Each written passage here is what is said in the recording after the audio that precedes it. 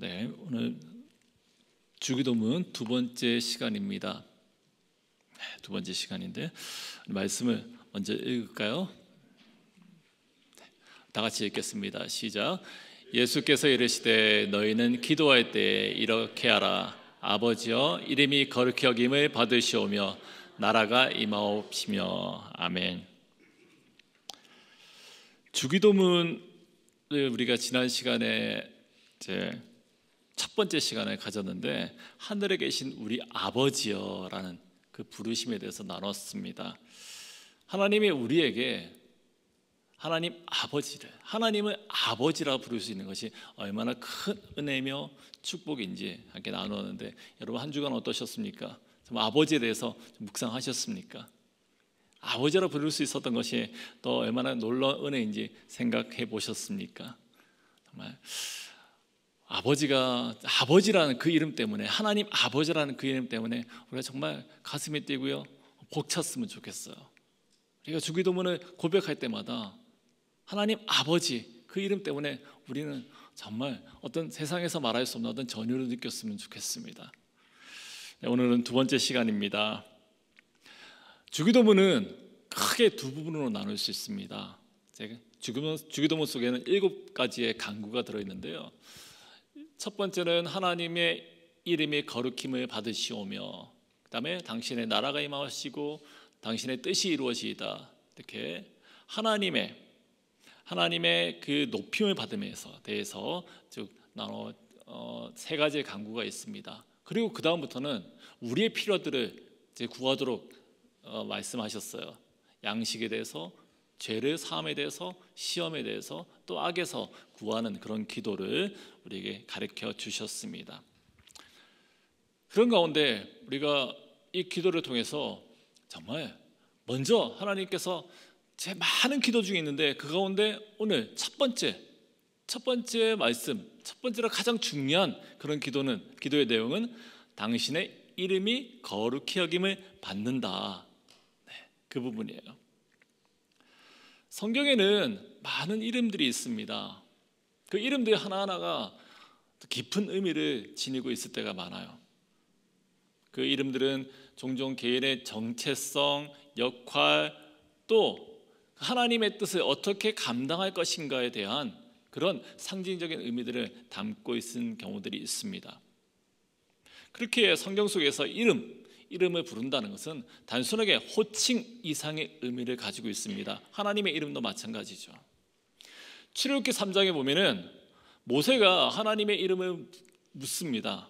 그랬더니 하나님은 나는 스스로 있는 자다라고 대답을 해요. 우리가 가지고 있는 개역 성경에서는 스스로 있는 자니라라고 대답을 주셨어요.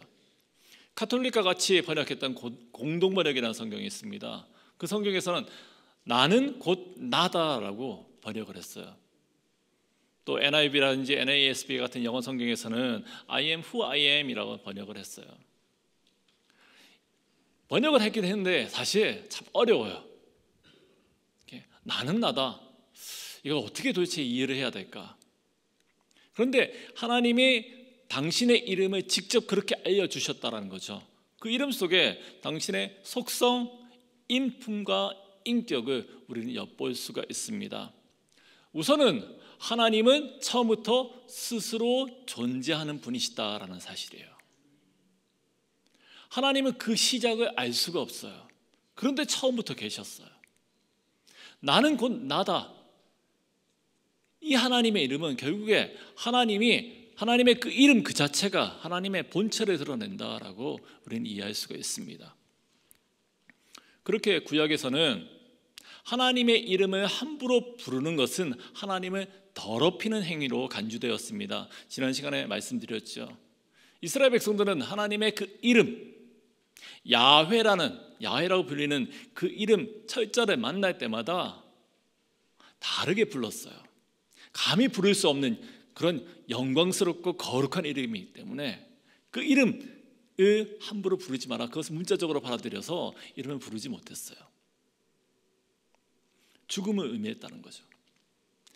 다음으로 하나님의 이름은 하나님이 인격적인 존재라는 사실, 그 사실을 보여주고 있습니다. 하나님이 단지 추상적이고 막연히 어떤 상상 속에 있는 그런 신이 아니라 모세와 지금 대화하는 것처럼 당신의 백성들과 인격적으로 교제하며 대화할 수 있는 분임을 보여줍니다. 모세가 하나님께 물어요. 당신의 이름이 무엇입니까? 그랬더니 내 이름은 이렇다. 묻고 답할 수 있는, 그런 교제할 수 있는 그런 분이시라는 거죠. 여전히 하나님은 우리와 그렇게 소통하시고 또 사랑을 나누어 주시는 인격적인 존재인 줄 믿습니다. 철학자 파스칼은 우주와 그 속에 있는 그런 것들을 묵상하는 가운데 우주 속에 있는 자신의 존재 가치가 얼마나 미약한지에 대해서 묵상하게 됐어요. 그래서 그는 그렇게 이런 고백을 하죠. 나는 미약한 존재이지만 나를 만드신 하나님이 얼마나 크신지 생각할 때 그분의 이름 앞에 경외심을 느낍니다. 그 이름 앞에 나는 두려워할 수밖에 없습니다 라는 고백을 했습니다. 우리가 하나님의 이름을 부를 때마다 창조주 되신 하나님의 그 위대하심을 묵상하기 원합니다. 그 광대하신 가운데 두려움을 느끼면서 경배를 드려요. 또한 동시에 하나님은 인격적인 분이시다라는 사실을 기억해야 된다는 거죠. 누가복음 11장 2절 아까 읽었는데 한 번만 더 다시 읽어볼까요? 자, 시작. 예수께서 이르시되 너희는 기도할 때 이렇게 하라. 아버지의 이름이 거룩히 여김을 받으시오며. 아멘. 성경에서 거룩은 어떻게 해야 될까? 거룩함을 그냥 도덕적인 차원에서 이해해서는 안 됩니다. 이것은 하나님과 세상의 만물들, 피조물들이 본질적으로 다름을 나타내는 그런 개념입니다. 하나님이 누구십니까? 하나님은 이 세상의 모든 것들을 만드신 분이시죠. 그리고 시간이나 공간이나 그 어떤 것 가운데 하나님은 제한받지 않으시는 영원한 창조주 되십니다. 유일하신 분이에요. 창조주 하나님 한 분이시죠. 반면에 세상은 하나님이 만드신 피조물 그 모든 것들은 하나님 때문에 존재하게 된 거예요. 모든 것 가운데 하나님 한 분이십니다. 그 차이입니다. 하나님의 거룩함을 설명할 수 있는 것은 바로 이 차이예요. 구별된다는 거죠. 독보적이라는 거예요. 우리가 하나님을 거룩한 분이라고 얘기할 때 정말 좋으신 분입니다, 착하신 분입니다, 그렇게 생각하는 것에 머물러서는 안 된다는 거죠. 하나님은 피조물과 전혀 다르신 분, 나와 너무나도 다른 분, 우리의 머리로 전혀 이해할 수 없는 분, 그래서 완전하기 때문에, 유일하시기 때문에 영광을 받으시기에 합당하신 분이시다, 그렇게 구별되는 분이시다, 그런 고백이 있는 겁니다. 그런 구별 때문에 하나님은 거룩하십니다, 특별하신 분이십니다 라고 말할 수 있는 것입니다. 그런데 말씀에서 이름이 거룩히 여김을 받으시오며, 이렇게 예수님께서 우리에게 기도할 것을 가르쳐 주셨어요. 하나님은 거룩하다. 이 기도를 할 때마다 하나님은 거룩하십니다, 완전하십니다, 이것을 선포할 것을 요구하는 그런 기도가 아니에요. 이 기도 속에는 당신의 백성들이 하나님을 영광스럽게 하고 세상이 하나님이 누구인지를 알기를 바라는 그런 예수님의 마음을 담고 있습니다. 당신의 이름이 거룩히 여김을 받기를 원합니다. 세상이 하나님 당신이 누구인지를 알고요, 하나님을 찬양하기를 원합니다. 그런 예수님의 마음을 담고 있다는 거예요. 공동번역이라는 성경에서는 이 구절을 온 세상이 아버지를 하느님으로 받들게 하소서라고 번역했습니다. 카톨릭과 같이 번역한 성경이기 때문에 하나님은 하느님이라 표현했어요. 근데 여기서 중요한 것, 재밌는 것은 온 세상이에요. 이 말은 하나님이 유대인이나 어떤 특정 집단의 하나님만이 아니라 모든 민족과 나라로 모든 백성들을 통해서 인정받고 하나님으로 인정받고 높임을 받으셔야 되는 그런 분이시다는 뜻이에요. 온 세상이에요. 결국 이 기도는 하박국 2장 14절의 말씀처럼 여호와를 아는 지식이 온 땅에 가득하리라, 그 소망을 담고 있는 기도라고 할 수 있습니다. 하나님을 모르는, 알지 못하는 지식 때문에 세상이 망한도다, 선지자는 그렇게 노래해요. 복음이 없기 때문입니다. 그래서 온 세상에 하나님을 알아서 그분께만 영광을 돌리는 그날이 속히 오기를 원합니다. 온 땅 가운데 복음이 편만해지기를 원합니다. 그런 간절한 주님의 열망을 담고 있는 거예요. 그 열망을 닮아서 우리로 하여금 그렇게 기도하기를 원하는 거죠. 우리 아까 기도 시간에 우리 선교사님들을 위해서 기도했잖아요. 바로 그런 마음이에요. 온 땅이 주님을 알기를 원해요. 복음이 펼쳐지기를 원합니다. 그런 간절함이 담겨 있는 겁니다. 그래서 이 기도는 단순히 하나님을 향해서 거룩히 여김을 받을, 이 말이 뭔가, 하나님을 거룩하기에는 조금 부족해서 하나님 조금 더 거룩해지셔야 되겠습니다. 내가 바라는 것은 하나님 조금만 더 거룩해지시면 내가 더 잘 섬기겠습니다, 이런 기도가 아니라는 거죠. 하나님은 완전하게 거룩하신 분이에요. 그렇죠? 이 말은 우리가 하나님의 영광을 드러내고 우리의 삶을 통해서 하나님께 영광을 돌릴 수 있도록 나를 도와주세요. 내가요, 온 땅이요, 온 백성들이요, 하나님께 제대로 영광을 돌리기를 원합니다. 좀 도와주세요. 그런 간절한 기도라고 할 수 있습니다. 다시 말해서 우리의 행동과 말이 하나님을 높이는 모습이 되도록, 하나님의 이름을 더 많은 사람들에게 알릴 수 있도록 도와달라는 요청입니다. 그리고 이 땅 가운데 온전히 하나님의 나라가 이루어지기를 원합니다. 그렇게 기도하는 그런 기도라고 할 수 있습니다. 사랑하는 여러분, 하나님의 그 거룩함을 세상에 드러내고요, 모든 사람들이 하나님께 영광을 돌리게 하기, 그것이 기도라면 우리 삶은 어떻게 달라져야 되겠습니까? 우리가 매주마다 주기도문을 고백하잖아요. 우리가 그런 기도를 알고 고백한다면, 모를 때는 상관없지만 알면 우리는 우리의 삶 속에 어떻게 우리의 삶이 달라져야 될까? 조금 전에 말씀드렸던 것처럼 거룩이란 것은 구별됨이라는 뜻을 가지고 있습니다. 구별. 하나님이 거룩하신다는 것은 그분이 피조물이 아니라 창조주로서 영광을 받는 것이 당연하다는 겁니다. 그렇게 거룩함을 받는다, 거룩히 여김을 받는다, 그것은 영광을 받는 것이다 라고 정리할 수 있습니다. 그런데 놀라운 것은 그런 거룩하신 하나님이 우리를 선택하셔서 구별된 존재로 만드셨다라는 거예요. 구별되게 만들었다는 거예요. 구별되신 분이, 완전히 거룩하신 분이 많은 이들 가운데서 우리를 선택하셔서 따로 떼어놓으신 거예요. 그리스도인으로요.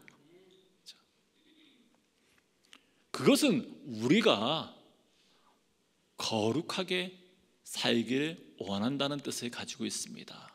그리스도인답게 산다는 것은 주님과 같이 거룩하게 사는 거예요. 우리를 통해서 영광을 받기를 원하신다는 겁니다.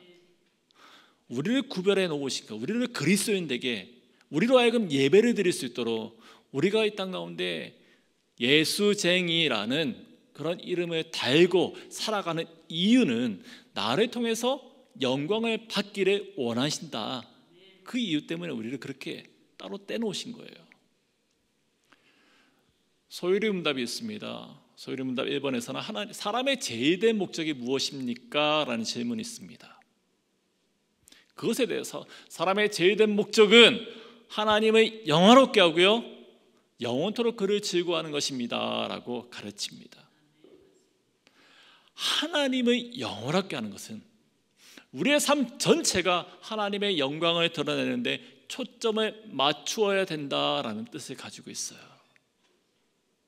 달리 말하면 하나님께 순종하고 그분의 말씀을 따르면서 예배와 삶 전체를 통해서 하나님을 높이는 것이다 라고 할 수 있습니다. 일전에 우리 교회 3가지 모토를 말씀드렸잖아요. 기억나십니까? 첫 번째가 뭐죠? 이래서 계속 반복해야 되는 거군요. 첫 번째가 뭡니까? 말씀이죠. 두 번째는 삶이죠. 세 번째는 성장이죠. 이 트라이앵글을 이룬다라고 말씀드렸습니다.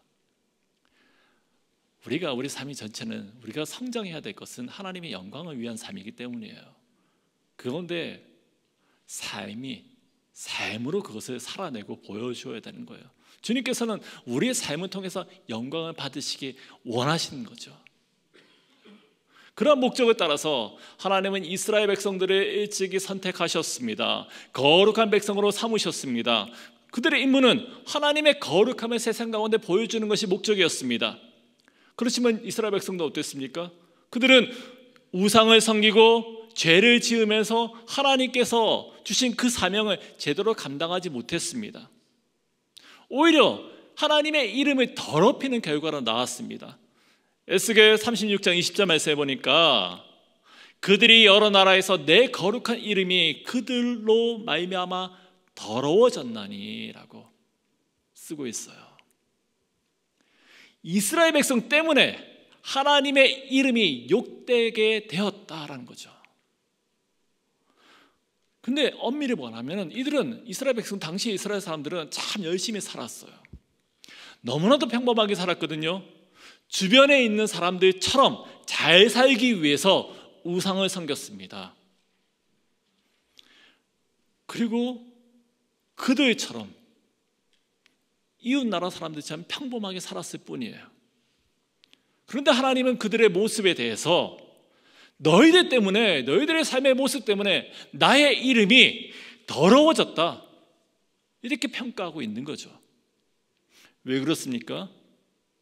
선택의 문제예요. 그들은 하나님의 백성으로 구별된 존재로서 하나님께서 선택하셔서 삶의 목적을 부여한 그런 정체성이 있는 그런 민족이었기 때문입니다. 그것을 잃어버렸기 때문이에요. 그렇게 이스라엘 백성들이 하나님의 거룩함을 드러내지 못했습니다. 하지만 예수님은 또한 교회를 통해서 그 사명을 이어나가도록 하셨습니다. 바로 우리죠. 우리는 예수 그리스도와 연합되었습니다. 이게 구원이죠. 그런 존재로서 우리의 삶을 통해서 하나님의 거룩함을 나타내야 될 줄로 믿습니다.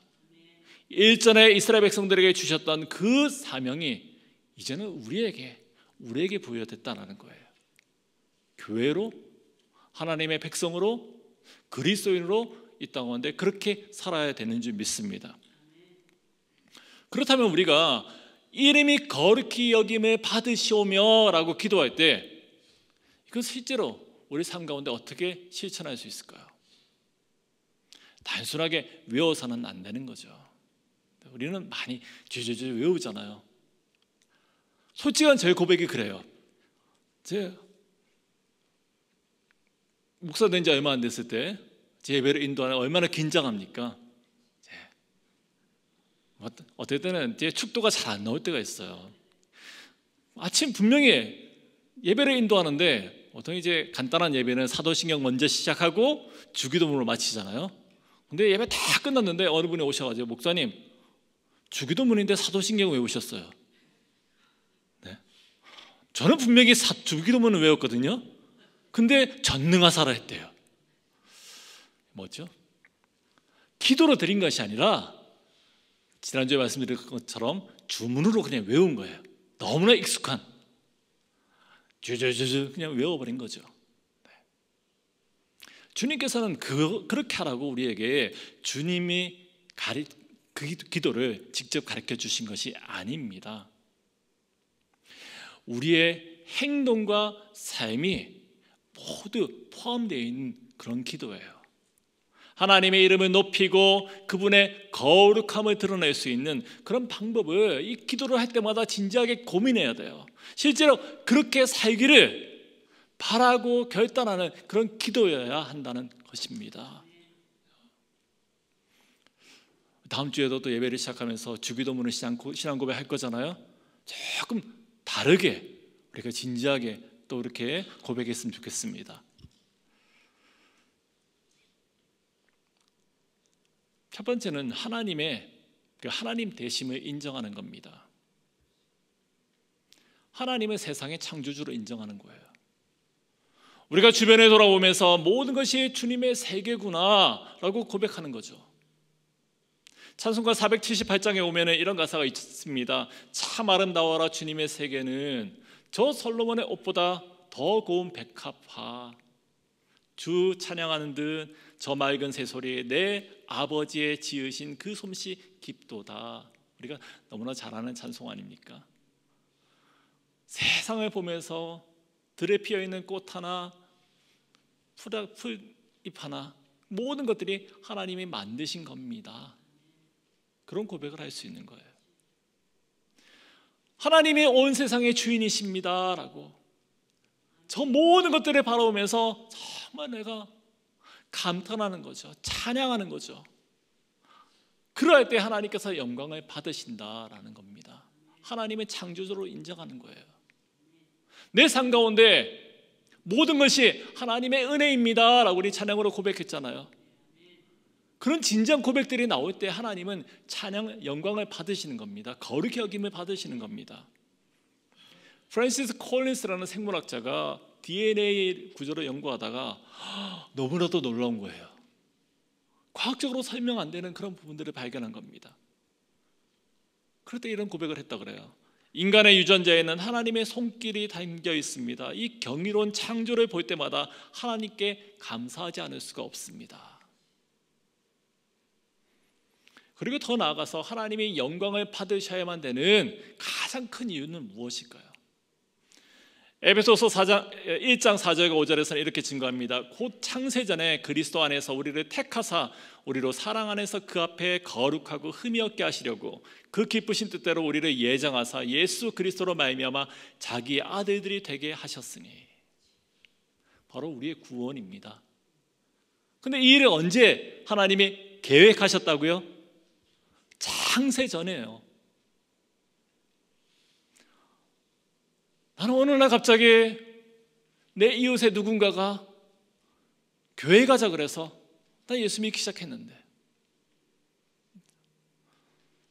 군대 갔는데 교회 가면 초코파이를 준다 그래서 커피 한 잔 얻어 먹을 수 있다 그래서 따뜻한 밥 한 그릇 얻어서 먹을 수 있다 그래서 교회를 쫓아갔는데, 그래서 예수 믿기 시작했는데, 그런데 알고 봤더니 하나님이 창세 전에 이미 계획하시고 그 일들을 준비하시고 결국에는 이루어 가셨다는 사실입니다. 우리의 구원이 그런 거예요. 이 놀라운 일들을 생각할 때 우리는 하나님께 영광을 돌릴 수밖에 없는 거죠. 그렇죠? 세상 모든 것들이 정말 하나님의 놀라운 섭리입니다, 놀라운 은혜입니다 라고 고백하는 것이 때로는 안 나온다 할지라도 나의 모습, 지금 이 자리에서 내가 예배할 수 있는 이 모습을 봤을 때 이것이 하나님이 그렇게나 계획하시고 얼마나 큰 사랑을 베푸셨던 것임을 우리가 생각할 때 하나님께 찬양하지 않을 수가 없다는 사실입니다. 하나님이 이루신 모든 것이야말로 하나님의 위대함과 사랑을 보여주는 증거라고 할 수 있습니다. 그것을 우리가 찬양하자는 거죠. 하나님을 그렇게 인정하고 나면은 자신의 부족함을 인정하지 않을 수가 없어요. 하나님 우리를 너무나도 사랑하셔서 자신의 아들까지 내어주셨지만은 우리는 그 사랑에 제대로 응답하지 못할 때가 얼마나 많이 있습니까? 혹시 여전히 나를 위해서 살고 하나님의 이름이 내 삶 가운데 조금이라도 드러나지 않는 그런 경우가 얼마나 많이 있습니까? 우리가 솔직히 고백해야 될 것은 그거예요. 하나님, 저는 당신의 그 은혜를 받을 자격이 없습니다. 저같이 자격이 없는 자인데, 저같이 도저히 이 자리에 설 수 없는 그런 존재인데 나를 세워주셨네요. 나를 예배하게 하셨네요. 나를 하나님의 자녀라고 내가 얘기할 수 있도록 하나님이 세워주셨네요. 나의 연약함과 부족함에도 그 모든 것을 다 아심에도 불구하고 변함없이 우리를 부르셨습니다.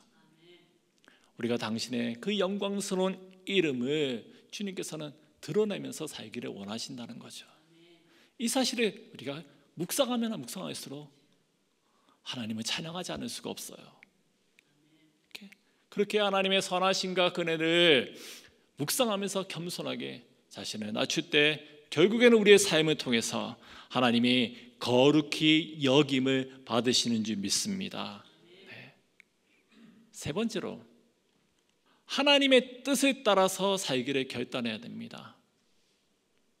이름이 거룩히 여김을 받으시오며 이렇게 기도하는 것은 그냥 단순하게 말에 머무는 것이 아니라 매일의 삶을 통해서 하나님의 뜻을 따르겠다라는 그런 행동이 되어야 한다는 겁니다.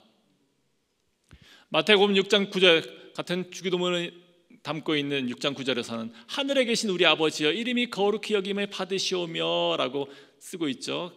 누가복음과 같은 내용입니다. 그리고 10절에서 이어지는 10절에서 이렇게 이어집니다. 나라가 임하오시며 뜻이 하늘에서 이루어진 것 같이 땅에서도 이루어지이다. 원 센텐스예요. 아버지의 이름이 거룩히 여김을 받으시오며 하고 마침표를 찍지 않아요.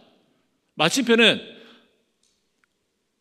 뜻이 하늘에서 이루어진 것 같이 땅에서도 이루어지이다라고 마침표를 딱 찍어요. 하나님의 영광을 드러낸다는 것은 그 뜻을 행하는 것이다 라고 정리할 수 있죠. 우리가 하나님의 영광을 돌려드리는 그런 삶을 사는 것은 바로 하나님의 뜻대로 행하는 거예요. 주님께서는 마태복음 7장 22절 말씀에서도 다만 하늘에 계신 내 아버지의 뜻대로 행하는 자라야 들어가리라 라고 말씀하지 않으셨습니까? 그러니까 하나님의 뜻을 따른다는 것은 우리의 선택과 행동에서 하나님을 드러내는 것입니다. 매일의 삶 속에서 하나님의 뜻을 알기를 원하고 실천하고 하나님을 높이는 그런 모습으로 드러나야 될 줄로 믿습니다. 네 번째로 교회의 거룩을 그 거룩함을 회복하기 위해서 기도해야 돼요. 여러분 오늘날의 교회의 모습이 어떻습니까? 지금 세상 속의 교회가 정말 제대로 하나님의 이름을 드러내고 있습니까? 하나님의 영광을 가리는 경우가 얼마나 많이 있습니까? 하나님의 이름을 내세우면서 이것이 복음이다라고 외치면서 세속적인 이익을 추구하고 선하지 못한 그런 행동으로 인해서 손가락질 당하는 경우가 얼마나 많이 있습니까? 그럼에도 불구하고 전혀 부끄러워하지 않는 그 모습에 하나님의 그 거룩함이 훼손되는 경우가 얼마나 많이 있느냐라는 거죠. 왜 이런 문제가 생깁니까? 교회 안에서 복음이 세속화되고 변질되었기 때문이에요. 문제는 복음입니다. 복음이 더럽혀지면은 그 더럽혀진 복음이요 교회 자체를 더럽힙니다. 교회 공동체를 더럽혀요. 그리고 결국 세상 앞에서 하나님의 이름까지 더럽혀지게 되는 것입니다. 하나님의 영광이 가려지는 거죠. 그래서 우리의 기도는 교회를 위한 기도가 함께해야 돼요. 교회 공동체에 하나님께서 세워주신 교회가 원래 그 본래의 모습을 회복하기를 기도해야 될 줄로 믿습니다. 그것은 오직 예수 그리스도의 복음, 하나님 나라의 그 복음의 중심을 두고 세상 가운데 오직 주님만이 영광을 받으시길 원합니다 라는 거룩한 공동체 되길 원합니다 라는 기도가 되어야 된다는 거죠. 이름이 거룩히 여김을 받으시오며 이러한 기도는 교회 회복을 위한 주님의 간절한 요청입니다. 교회가 거룩하게 변화되어서 하나님의 이름을 영원하게 하는 그런 공동체로 서기를 바라는 주님의 마음이라는 겁니다. 우리 여러분들도 동일하게 우리 교회 공동체를 위해서 끊임없이 기도하기 원합니다. 온전히 복음이 복음이 제대로 선포되고요, 복음대로 살고요, 하나님만을 드러내는 그런 건강한 공동체로 늘 나아가기를 우리가 계속 기도해야 될 줄로 믿습니다. 다섯 번째로, 세상 가운데서 하나님의 이름을 영화롭게 하는 겁니다. 하나님의 이름을 거룩하게 하는 것은 교회 안에서만 이루어지는 것이 아니에요. 우리의 일상 가운데서죠. 가정에서, 직장에서, 우리가 만나는 모든 사람들 가운데 하나님의 이름이 드러나야 하는 것입니다. 예수님께서 그렇게 말씀하지 않으셨습니까? 너희는 세상의 빛이라고요. 세상 가운데 빛을 발해야 된다는 거예요. 하나님의 거룩함을 드러내는 통로가 되어야 된다는 것입니다. 고린도전서 10장 31절 말씀, 그런즉 너희가 먹든지 마시든지 무엇을 하든지 다 하나님의 영광을 위하여 하라. 베드로전서 2장 12절 말씀에서는 이런 말씀이 있습니다. 너희가 이방 중에서 행실을 선하게 가져 너희를 악행한다고 비방하는 자들로 하여금 너희의 선한 일을 보고 오시는 날에 하나님께 영광을 돌리게 하려 함이라. 이런 말씀처럼 우리의 행동, 우리의 삶의 모습을 통해서 사람들이 왜 당신은 그렇게 삽니까? 이해할 수가 없습니다. 왜 그렇게 손해보고 살죠? 도대체 당신이 그렇게 사는 이유가 무엇이에요? 당신이 믿는 예수가 누굽니까? 그런 질문이 나오는 삶을 살아야 된다는 거예요. 우리가 이렇게 그런 질문들이 우리에게 들어올 때요, 하나님의 이름이 높임을 받게 되는 줄 믿습니다. 마지막으로 여섯 번째입니다. 하나님의 이름을 자신의 이익을 위해서 이용하지 않는 겁니다. 하나님의 이름에 자신의 주장이나 어떤 그런 생각을, 이익을 정당화시키기 위해서 합리화하는 도구로 하나님을 사용하여서 하나님의 이름을 더럽히는 경우입니다. 예를 들어서 2차 대전 때 독일 군인들이 쓰고 있는 전투모 있잖아요. 모자에는 Gott mit uns라고 적혀 있었대요. 하나님이 우리와 함께 하신다. 독일 군인들 다 모자를 하나님이 우리와 함께 하신다라는 그런 내용이 쓰여진 그런 모자를 쓰고 그들은 어떻게 했습니까? 전쟁을 벌였고 무고한 사람들을 죽였고 수백만에 이르는 사람들을 가스실에서 죽였어요. 하나님 이름을 끌어들인 겁니다. 상당수의 그 당시의 독일 교회들 나치 정권을 지지했어요. 이런 모습들 역사상 많이 있지 않습니까?